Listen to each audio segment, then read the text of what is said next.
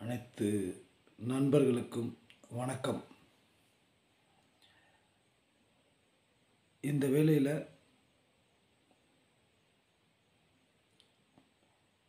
அதாவது 2025 ஆரம்பித்து விட்டது. நமது அமைப்பின் அனைத்து நண்பர்களுக்கும் இந்த நற்செய்தியும் சொல்ல விரும்புகிறேன். இந்த வருடம் என்னுடன் பயணித்த கடந்த 5 வருடமாக பயணித்த அனைத்து நண்பர்களுக்கும் முதல்ல அந்த டாப் மோஸ்ட்டில் உள்ள அட்மின்ஸ், அதுக்கடுத்தது அவர்களை சார்ந்தவர்கள், அவங்கள பூராமே ஒரு ஒரு பெரிய உடல் ரீதியாகவும் மனோ ரீதியாகவும் வருமான ரீதியாகவும் மிகப்பெரிய சக்ஸஸ் அடைய வைக்க வேண்டிய கட்டாயத்தில் நான் இருக்கேன். அதனால் இதுவரை நான் தொடர்ந்து பொறுமையாக கட்டாயம் கேப்டன் பாஸ்கர் ஒரு சாதனையை புரிந்து காண்பிப்பார் அப்படின்ற ஒரு எதிர்பார்ப்போடு இருந்தவங்களுக்கு கட்டாயம் மிகப்பெரிய அந்த எல்லையை முடித்து கொடுப்பதில் முழு மூச்சாக இறங்க உள்ளேன். அதனால் உங்களுடைய முழு ஆதரவை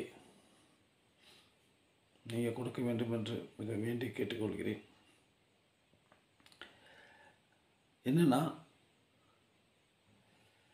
அதாவது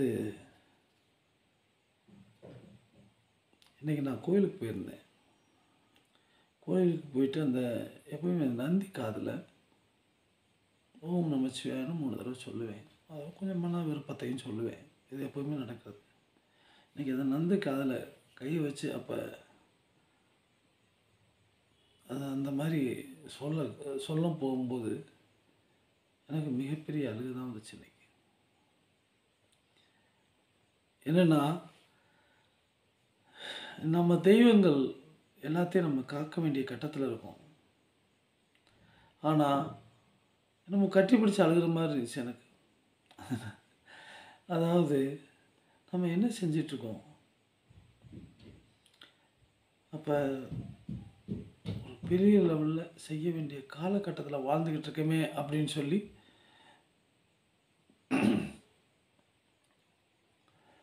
அந்த தேவை புரிஞ்சிச்சு.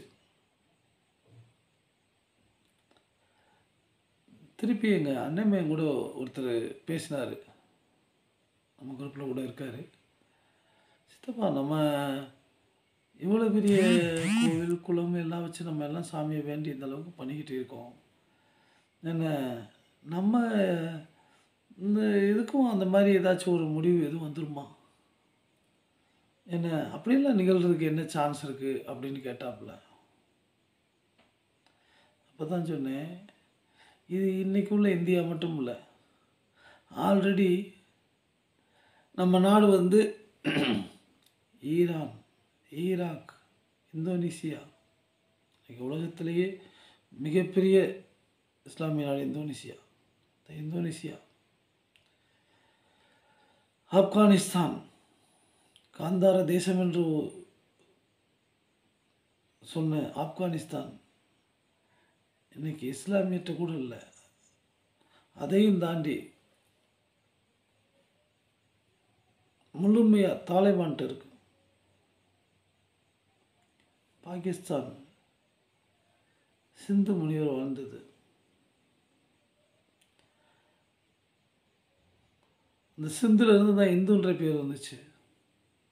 காஷ்மீர், நீங்கள் ஒரு சீட்டு ஜெயிக்க முடியல, கம்ப்ளீட்டாக அடுத்தவருடைய பிடியில். ஏங்க, நம்மளுடைய இந்த மந்தத்தனமும் இந்த மந்த புத்தியும் தாங்க, இது நம்ம ரத்தத்துக்குள்ளேயே இருக்கிறது. இதனால தான் இவ்வளோ விலைக்கு அழிஞ்சு குறுகி இன்றைக்கி இந்த நிலமையில் சின்ன பின்னப்பட்டு போய் நிற்கிறோம். நம்ம சோம்நாத் மந்தரில்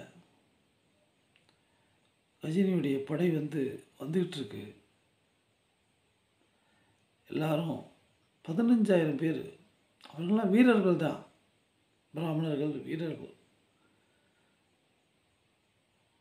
ஆனால் பிராமணர்கள் பக்தர்கள் 15,000 பேர் இருக்காங்க அந்த நேரத்தில். கோயிலில் குவிஞ்சிருக்காங்க. ஏன்னா எல்லா கோயிலையும் சூறாடிட்டு வர்றாங்க. இந்த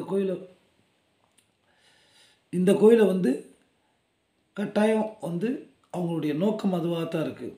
ஏன்னா அவங்க கஜினி கொள்ளை கொள்வதற்கு மட்டும்தான் அப்படின்னு சொல்லிலாம் இருக்காங்க. ஆனால் எல்லாரும் வேத மந்திரங்களை ஓதுவோம், நம்ம தெய்வம் காப்பாற்றும் அப்படின்னு சொல்லி வேத மந்திரம் ஓதிக்கிட்டே இருந்துட்டாங்க. அந்த 15,000 பேர் சேர்ந்து ஏற்றிருந்தாங்க, நிலைமை வேறு மாதிரி கூட இருந்திருக்கலாம். ஆனால் ஓதிக்கிட்டே இருந்துட்டாங்க. முழுசாக வந்தவன் ஒரு சைடாக வெட்டி போட்டு, வேதம் ஓதுறவனை ஓதிக்கிட்டே இருக்கு, என்னை வெட்டி போட்டு எல்லா சோம்நாத்துடைய கோவிலையும் இடித்து தரைமட்டமாக்கி அதில் உள்ள தங்கத்தினால் வேயப்பட்டிருந்தது எல்லாத்தையும் எடுத்துட்டு கொண்டு போயிட்டாங்க. நம்ம தஞ்சாவூர் கோயிலில் கூட 500 யானையில் ஏற்றுனாங்களாம், லோடு ஏற்றுனாங்களாம். அவ்வளோ தங்கம் இருக்கு, எல்லாத்தையும் கொண்டு போயிட்டாங்க. அப்போ எவ்வளவோ அழிக்கப்பட்டு இன்னைக்கு குத்தீராக போய் நிற்குது. அப்போ எனக்கு ஒரு கேள்வி இருந்துச்சு, ஏன் அந்த பாபர் அங்கே பீரங்கியோடு நிற்கும் போது இந்த இந்துக்கள் இவங்க கம்பையும் வில்லையும் வேலையும் எடுத்துக்கிட்டு வீரவேல் வெற்றிவேல்னு என்ன சொல்லிக்கிட்டு இவங்க என்ன பண்ணிட்டு இருந்தாங்க அப்படின்னு சொல்லி, ஏன் அப்படி பண்ணிட்டு இருந்தாங்கன்னு கேள்வி இருந்துச்சு. இன்றைக்கி நம்ம என்ன பண்ணிகிட்ருக்கோம்? முழுமையாக செய்ய வேண்டியது நம்ம தான். இந்தியாவில் உலகத்தின் இந்துக்களின் தலைநகர்னா தமிழ்நாடு தான். கூகுளில் திவ்ய தேசம்னு சொல்லி சர்ச் பண்ணுங்கள், 286 திவ்ய தேசம் லிஸ்ட்டு காமிக்கும். அதில் 2 வானத்தில் இருக்கான், 12 அவுட் ஆஃப் இந்தியா இருக்கும்.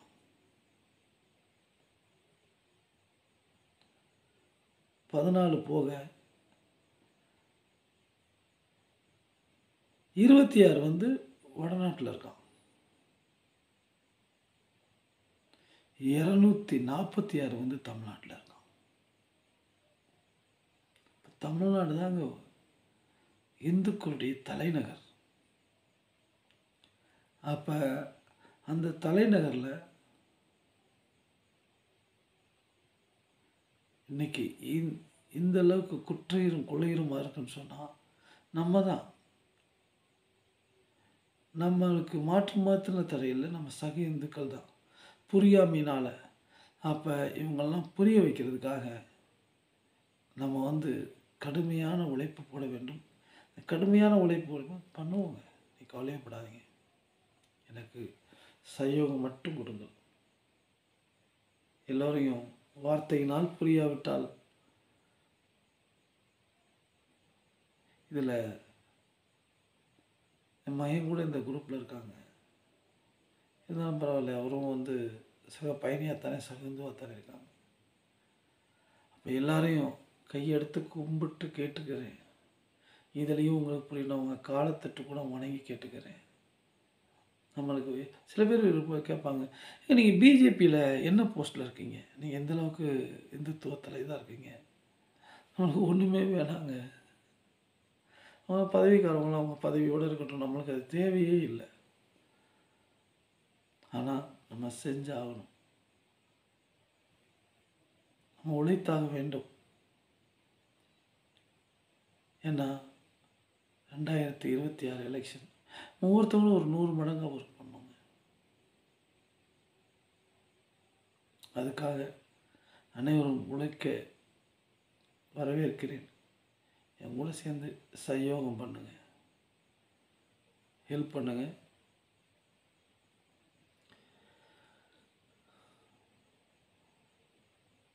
அதாவது இந்த 2 வருஷம் தான், 2 வருஷம் கூட இல்ல. மிகவும் குறுகிய கட்டங்கள் தான். என்ன அப்போ என்ன ஒரு 1 1/2 வருஷத்த கணக்கில் வச்சுக்கிறோம். அதுக்குள்ள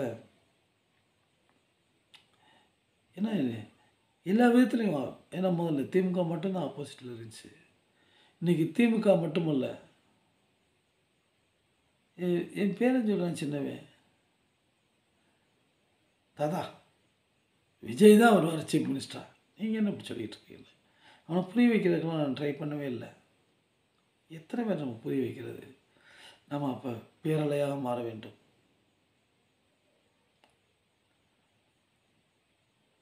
அதாவது நம்ம அப்பாவுடைய பர்த் டேட் கூட நம்மளுக்கு நிறையா பேருக்கு தெரியாது. 99% நான் சுனாமி என்றைக்கு வந்துச்சுன்னு சொல்லி டிசம்பர் 26, 2004 சொல்லி ஏன் சொல்லுவோன்னா தெளிவாக சொல்ல முடியுது. ஏன்னா அது சிறிய அலை இல்லை, அது பேரலை. அது வந்துச்சுன்னா பூமி நடுங்கும். அலை நிறையா தான் வருது, அது யாரும் கேட்க போகிறான்? அதனால் தயவு செய்து ஒவ்வொருத்தரும் 100 மடங்கு உழைப்பை போட கொஞ்சம் என் கூட சேர்ந்து ஒர்க் பண்ணுங்கள். அதோடு சேர்த்து ஆனால் நம்ம கூட தான் ஒர்க் பண்ணுறது தான் ஒர்க்கு நினச்சாங்க. ஒவ்வொருத்தவங்களும் அவங்கவுங்க வெளியில் திருவாசகம் முற்றோதல்னு அதை ஒருத்தவங்க பண்ணுங்க, பண்ணிக்கிட்டு இருக்கீங்கன்னா பண்ணுங்கள். அது மூலியமாக எவ்வளோ வரைக்கும் நீங்கள் டெவலப் பண்ணமோ பண்ண முடியும். எங்கிட்ட திருவையாட புராணம்னா அதில் பண்ணுங்கள், ஒன்றையும் பண்ணுங்கள். ஆனால் ப்ளீஸ் இந்த நேரங்க நல்லா இன்றைக்கி ஒரு இதில் வாட்ஸ்அப்பில் ஒரு செய்தி வந்துருச்சு. முருகனுடைய வீட்டை கூட நம்மளால் காப்பாற்ற முடியல, நாளைக்கு உங்களுடைய வீடு தான் அப்படின்னு சொல்லி. இப்படித்தானங்க காஷ்மீரில் கூட இப்படித்தாங்க. நாளைக்கு காலைல 9 மணிக்குள்ளே நைட்டில் சவுண்டு வருது, உடனே வீட்டை காலி பண்ணி போயிருங்க எல்லாரும் அப்படின்னு அறிவிக்கப்பட்டது. இது வரைக்கும் நம்ம கண்ணுக்கு முன்னால் நம்ம கண் பார்த்த அகதிகள் இந்த மாதிரி ஒவ்வொரு இடத்துலையும் ஒவ்வொரு நாட்டில் இருந்தோம். பாகிஸ்தான்லேருந்து ஒரு நாள், பங்களாதேஷ்லேருந்து ஒரு நாள், ஏன்னா ஒவ்வொரு நாள் விரட்டப்பட்டாங்கல்ல. கடைசியில் இந்த சின்ன பூமியில் வாழ்ந்துக்கிட்டு இருக்கோம். இதுலேருந்து விரட்டப்படணுமா நம்ம?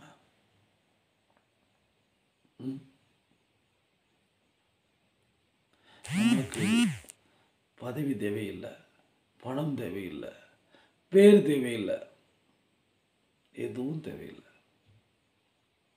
ஆட்சிக்கட்டில் இந்துத்துவவாதி உட்காரணும், அந்தளவுக்கு ஒர்க் பண்ணணும். அதை மட்டும் செய்யுங்க.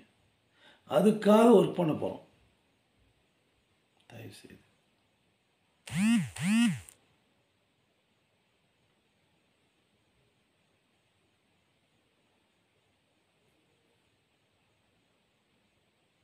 எந்த ஒர்க்கை ஸ்டார்ட் பண்ணுவோம், ஆளுக்கு ஒரு திசையில் ஒர்க் பண்ணுங்கள், தாமதிக்காதீர்கள். அவ்வளோதான் கேட்டுக்கிறேன்.